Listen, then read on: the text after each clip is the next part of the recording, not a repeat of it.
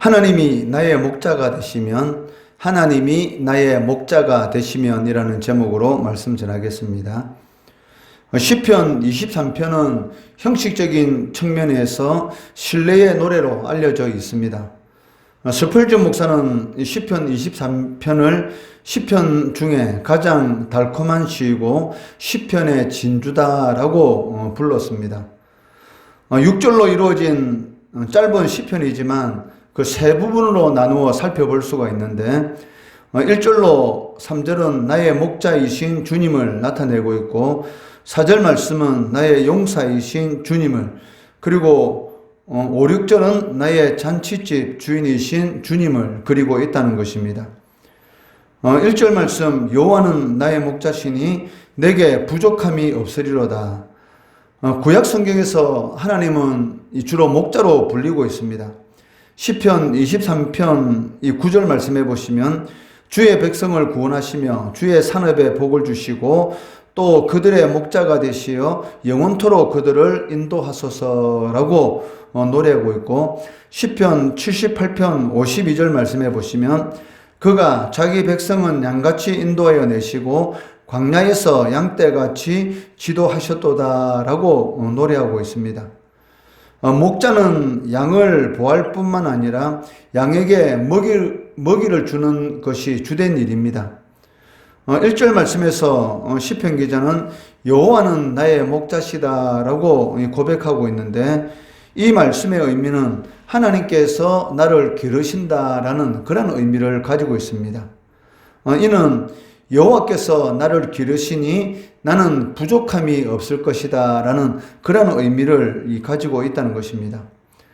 여기 부족함이 없을 것이다 라는 이 말의 시제는 이 원어로 보면 미완료형으로 되어 있습니다. 미완료형은 이 지속성을 나타내기 때문에 내게 부족함이 없을 것이다 라는 이러한 표현은 그동안에도 부족함이 없었고 지금도 부족함이 없고 앞으로도 부족함이 없을 것이다 라는 그런 의미를 가지고 있다는 것입니다. 그렇기 때문에 이러한 이 표현 속에는 과거에 대한 그 하나님에 대한 감사, 그리고 현재에 대한 이 만족, 그리고 미래에 대한 확신이 담겨 있다라고 말을 할 수가 있습니다. 하나님께서 목자가 되시면 이 부족함이 없는 그 이유가 무엇인가?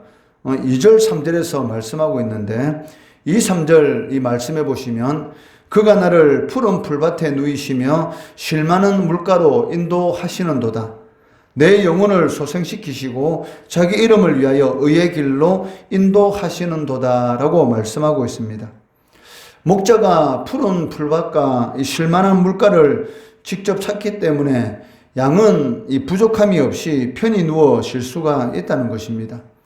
이는 이 광야에서의 이스라엘 백성들에게 행하신 그 하나님의 이 모습을 이 연상시키고 있습니다.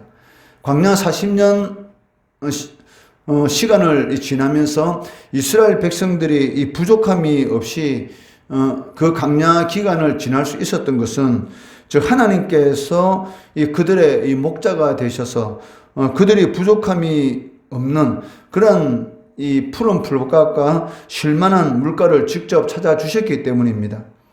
신명기 2장 7절 말씀해 보시면, 내 하나님 여호와께서 이 40년 동안을 너와 함께 하셨으므로 내게 부족함이 없었느니라 라고 말씀하고 계시는 것입니다. 하나님이 함께 하시면 성도의 삶 가운데 부족함이 없는 그런 삶을 누릴 수 있다라는 것을 알 수가 있습니다. 이처럼 하나님께서는 그 자기 백성을 위해서 놀라운 일을 행하시는 것을 보게 됩니다. 그리고 그러한 일을 행하는 이유가 무엇입니까? 바로 자기 이름을 위하여, 즉 자신의 이름에 합당한 그러한 존재임을 드러내시기 위해서 하나님께서 자기 백성들을 먹이시고 입히시고 부족함이 없는 그런 삶으로 인도해 주신다라고 말씀하고 있다는 것입니다. 이어 4절 말씀에서 시편 기자는 그 자신에게 이 죽음의 그림자가 찾아온다 할지라도 해를 두려워하지 않는다라고 고백하고 있습니다. 그 이유가 무엇입니까? 바로 주께서 함께 하시기 때문입니다. 그 4절 말씀해 보시면 내가 사망의 음침한 골짜기로 다닐지라도 해를 두려워하지 않을 것은 주께서 나와 함께 하심이라. 주의 지팡이와 막대기가 나를 안위하시나이다 라고 고백하고 있습니다.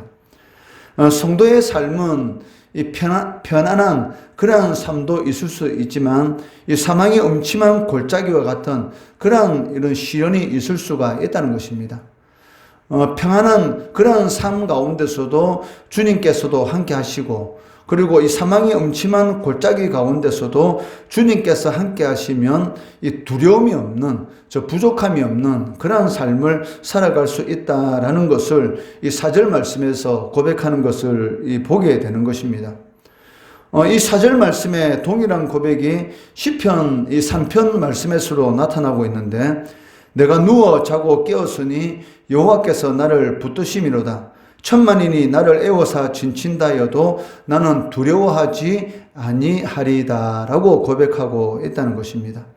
천만인이 자신을 죽이려고 진을 치고 있는데도 불구하고 누워 편안하게 잘 수 있는 것은 무엇 때문입니까?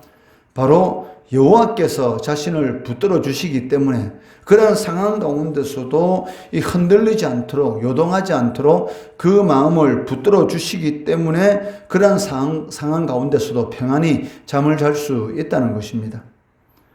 이어 5절 말씀에서는 하나님께서 이 함께 하심으로 인해서 원수와의 전쟁에서 승리함으로 이 잔치를 벌이는 그런 모습을 보여주고 있습니다. 5절 말씀에 주께서 내 원수의 목전에서 내게 상을 차려주시고 기름을 내 머리에 부으셨으니 내 잔이 넘치나이다 라고 노래합니다. 여기 원수의 목전에서 상을 차렸다는 것은 성자가 이 패자를 앞에 두고 승리의 잔치를 벌이는 그런 상황을 보여주고 있습니다. 그리고 이런 전쟁에서의 승리의 이 기쁨에 대해서 잔이 넘치나이다 라고 표현하고 있다는 것입니다. 그리고 6절 말씀에서 시편 기자는 세상의 그 무엇도 주님의 선하심과 인자하심으로부터 자신을 끊을 수 없다라고 고백하고 있습니다. 이러한 그 시편 기자의 고백은 그 하나님의 사랑에 대한 이 바울의 고백을 연상시키고 있습니다. 로마서 8장 38절 39절 말씀해 보시면 내가 확신하노니 사망이나 생명이나 천사들이나 권세들이나 현재일이나 장래일이나 능력이나 높음이나 깊음이나 다른 어떤 피조물이라도 우리를 우리 주 그리스도 예수 안에 있는 하나님의 사랑에서 끊을 수 없느니라 라고 바울은 고백하고 있습니다.